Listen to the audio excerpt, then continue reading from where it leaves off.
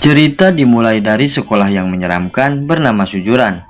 Lalu ini adalah Takia Genji, siswa kelas 3 yang baru pindah dan tokoh utama pada cerita ini. Sambil ludut jet rasa jambu, Genji mengganti nama sang raja Sujuran yaitu Tamao Serizawa dengan namanya sendiri. Tak lama dari itu, sang guru mempersilahkan salah seorang murid baru untuk memberikan pidatonya. Setelah merebut mimbar pidato, seorang murid berkepala botak ini mengatakan, jika di Sujuran, laki-laki sejati itu membuktikan dirinya dengan baku hantam. Namun tiba-tiba salah seorang murid bernama Hiromi memprotesnya. Dan akhirnya baku hantam pun tidak terbendung lagi.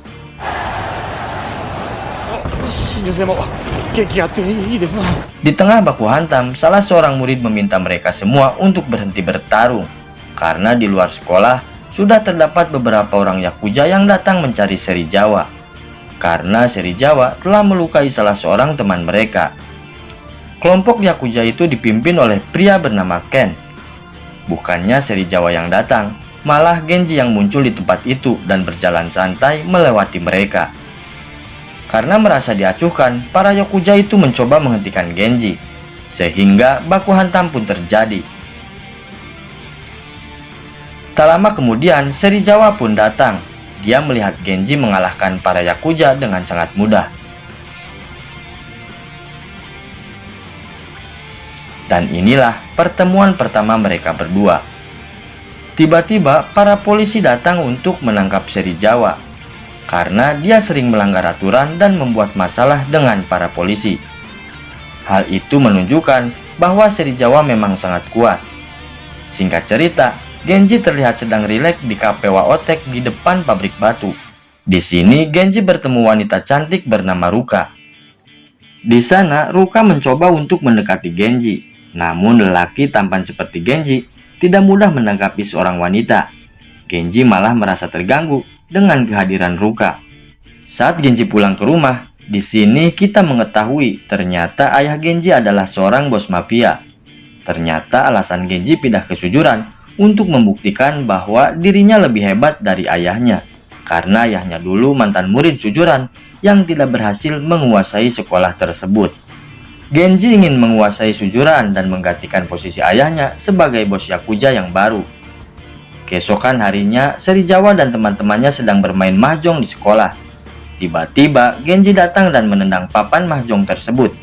Di sana, Genji menantang Serizawa untuk baku hantam. Namun di sana, Tokyo berusaha untuk menahan Serizawa. Tiba-tiba datang Mikami bersaudara untuk menantang Serizawa. Akhirnya, duel antara Serizawa dan Genji pun tertunda. Tokyo berkata, sebelum melawan Serizawa, Genji harus bisa mengalahkan anak kelas 2 yang bernama Rindaman. Genji pun setuju dan meninggalkan mereka. Setelah Genji pergi, Serizawa segera mengalahkan Mikami bersaudara dengan sangat mudah.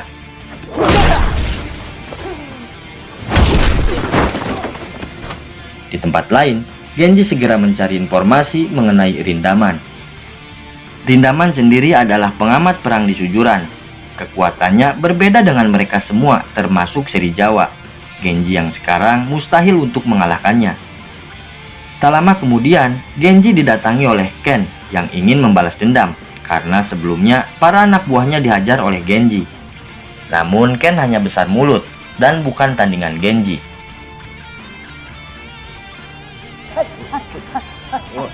Ternyata Ken adalah alumni Sujuran. Ken memberitahu Genji bahwa kalau ingin menguasai Sujuran, tak cukup dengan kekuatan saja. Genji harus memiliki jiwa kepemimpinan dan pintar berdiplomasi.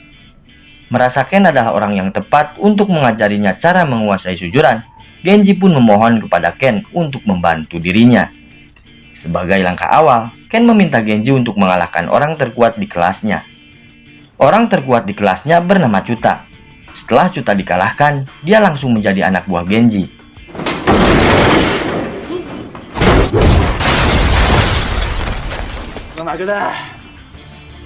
Karena sudah lama di sana, Cuta memberitahukan struktur kekuasaan di Sujuran. Di kelas 2 ada Hidoto Bando. Dia adalah salah seorang pemimpin geng motor. Di kelas 1 ada trio Ebijuka yang diperlihatkan di awal film sebelumnya. Lalu ada Rindaman, orang paling kuat di Sujuran, namun jarang terlibat dalam pertarungan. Dan yang terakhir adalah Serizawa, orang yang sedikit hampir menguasai sujuran. Di kelas 3 ada seorang murid yang bernama Makise. Meskipun berkali-kali dikalahkan Serizawa, namun dirinya tidak pernah menyerah. Oleh karena itu, dia memiliki banyak pengikut. Karena tak bisa ditaklukkan dengan kekuatan, mereka memanfaatkan kelemahannya, yaitu wanita untuk merekrut dirinya. Untuk itu, Genji mengundang Makise untuk melakukan kencan berkelompok bersama dengan dirinya. Malamnya Makise mengatakan, jika dirinya mendapatkan pacar dari kencan itu, maka dia akan bergabung dengan Genji. Genji mengajak Ruka dan kedua temannya dalam kencan tersebut. Dan saat berkenalan, Makise tiba-tiba cerot di celana. Ini terjadi karena Makise menderita penyakit aneh, di mana dia akan langsung cerot begitu melihat wanita cantik ataupun seksi. Karena kelakuan Makise sangat aneh saat berkenalan, teman-teman Ruka merasa tidak nyaman dan ketakutan. Tak ingin rencana itu gagal, Ken menjalankan rencananya, di mana dia meminta Chuta untuk berpura-pura mengganggu Ruka. Lalu Makise melindungi mereka untuk mendapatkan hatinya. Tiba-tiba Ruka menusuk mata Chuta dengan garpu.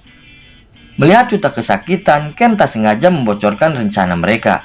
Ruka yang merasa marah, mengajak kedua temannya pergi dan mengungkapkan kekecewaannya kepada Genji. Akibatnya rencana mereka pun gagal. Genji sampai menangis karena dimarahi oleh Ruka.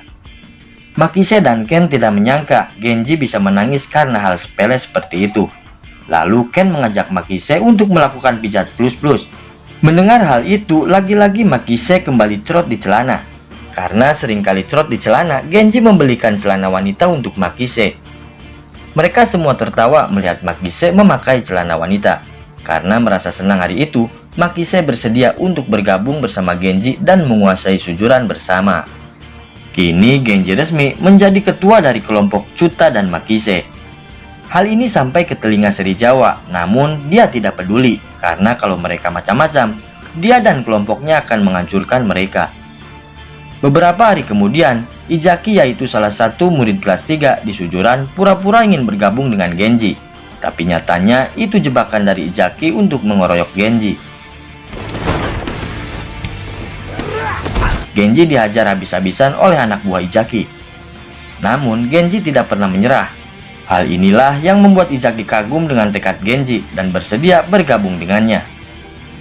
Setelah luka Genji mulai membaik, mereka pun merayakan kelompok baru mereka yang bernama GPS.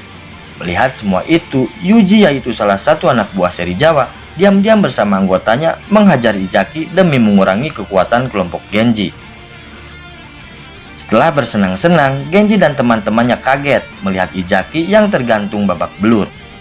Setelah menolongnya, Genji menduga bahwa itu ulah Serizawa. Dia pun segera pergi untuk membalas dendam. Namun Izaki dan Makise mencoba menghentikannya. Sebab GPS yang sekarang masih kalah jumlah anggota. Malamnya, Genji pergi ke sebuah bar bersama Makise. Genji sangat kesal karena masih belum mampu melawan kelompok Serizawa. Namun tiba-tiba Serizawa bersama Tokyo datang. Melihat mereka, Genji langsung ingin menghajar Tokyo karena sudah membuat Izaki babak belur. Di tengah pertikaian, tiba-tiba penyakit Tokyo kambuh dan harus dirawat di rumah sakit Cideres. Ternyata Tokyo memiliki penyakit di bagian otaknya dan harus dioperasi. Namun sayangnya, kemungkinan operasi itu berhasil hanya 30%. Genji yang merasa kesal, dia menghajar semua siswa yang dia jumpai secara membabi buta. Namun aksinya mendapat pertentangan dari Makise. Sebab menurut Makise, bukan begitu cara untuk merekrut anggota. Jika Genji terus seperti ini, kemungkinan Makise akan keluar dari kelompok Genji. Merasa gagal jadi pemimpin, Genji mencurahkan isi hatinya kepada Ken. Mendengar hal itu, Ken menyemangati Genji untuk terus berjuang menguasai sujuran. Di sini Genji mengatakan kepada Ken, tujuan dia menguasai sujuran untuk menggantikan ayahnya menjadi pemimpin Yakuza. Di sini Ken merasa kaget saat dia tahu bahwa Genji adalah anak dari seorang bos Yakuza yang merupakan musuh dari kelompoknya. Beberapa hari kemudian, Ken ditegur oleh bosnya karena terlalu sering bersama Genji.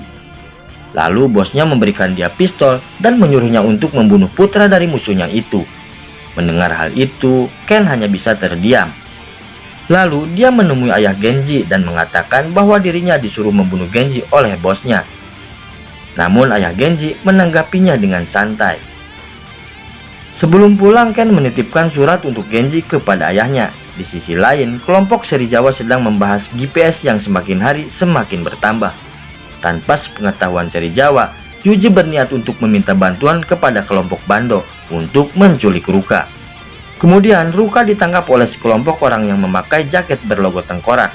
Setelah ditangkap, Ruka menelepon Genji untuk meminta pertolongannya.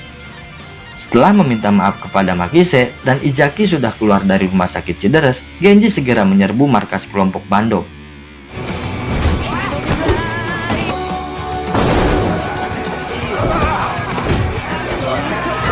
Setelah menghabisi kelompok Bando, Genji baru menyadari bahwa jaket yang dipakai kelompok Bando tidak memiliki logo tengkorak. Lalu Bando mengatakan bahwa kelompok Serizawa yang melakukan hal tersebut. Sebagai bentuk kesalahan, Bando meminta Genji untuk memotong telinganya. Namun saat Genji mau memotong telinganya, Bando menghentikannya. Sebenarnya Bando hanya ingin melihat seberapa kuat tekad yang dimilikinya. Lalu Bando memberitahu lokasi Ruka kepada mereka. Lalu Genji dan teman-temannya segera pergi ke tempat Serizawa. Serizawa terlihat kaget mengetahui jika Yuji dan anak buahnya menangkap Ruka tanpa sepengetahuannya. Serizawa yang tidak menyukai rencana yang dilakukan Yuji langsung mengajarnya. Setelah penculikan itu, Genji dan Serizawa memutuskan untuk baku hantam besok hari jam 5 sore. Di rumah, ayahnya menitipkan surat oleh Ken yang dititipkan sebelumnya. Ayahnya menjelaskan jika Ken mengorbankan dirinya karena menolak perintah bosnya untuk membunuh Genji. Genji segera pergi mendatangi tempat Ken, namun ayahnya mencegahnya karena Genji harus menghormati keputusan yang diambil oleh Ken. Yang perlu dilakukan Genji sekarang, memenuhi keinginan Ken untuk menguasai sujuran. Ken pergi menemui bosnya dan berkata bahwa dia tidak bisa membunuh Genji. Sebagai hukumannya, Ken akan dibunuh oleh bosnya. Sebelum dibunuh, Ken diberikan jaket oleh bosnya. Lalu Ken ditembak dan ditenggelamkan. Saat tenggelam, Ken tersadar dan keluar dari danau itu. Ternyata jaket yang diberikan bosnya adalah jaket anti peluru. Ken pun merasa berterima kasih kepada bosnya karena telah memaafkan kesalahannya. Lalu tibalah hari baku hantam antara kelompok Genji dan Serizawa. Hal itu terjadi bersama dengan hari operasi Tokyo. Kemudian saksikanlah pertarungan antara kelompok. Kemudian saksikanlah pertarungan antara kelompok Genji dan Serizawa yang sudah saya potong-potong sedemikian rupa untuk menghindari copyright karena saya lagi butuh uang. Dalam pertarungan ini, kelompok Genji kalah jumlah oleh kelompok Serizawa, sehingga kelompok Genji tampak tersudut. Tiba-tiba di tengah pertarungan, kelompok Bando datang untuk membantu kelompok Genji untuk mengalahkan Serizawa. Akhirnya kelompok Genji sedikit mengimbangi dari segi jumlah.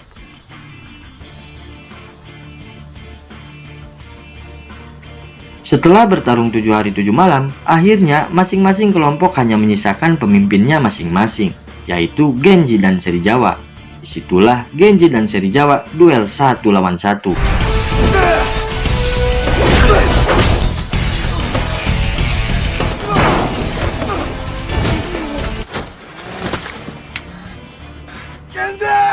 Setelah melewati pertarungan yang cukup sengit, akhirnya pertarungan pun dimenangkan oleh Genji. Meskipun Serizawa mendapat kekalahan, namun dia merasa senang karena mendapatkan kabar operasi Tokyo berjalan dengan lancar.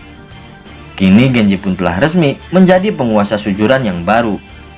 Di akhir film, kita diperlihatkan bahwa Genji mencoba menantang orang paling kuat di sujuran, yaitu Rindaman. Sejauh ini belum ada orang yang bisa mengalahkannya. Sayangnya, pertarungan Genji dan Rindaman tidak ditampilkan di film ini. Tamat.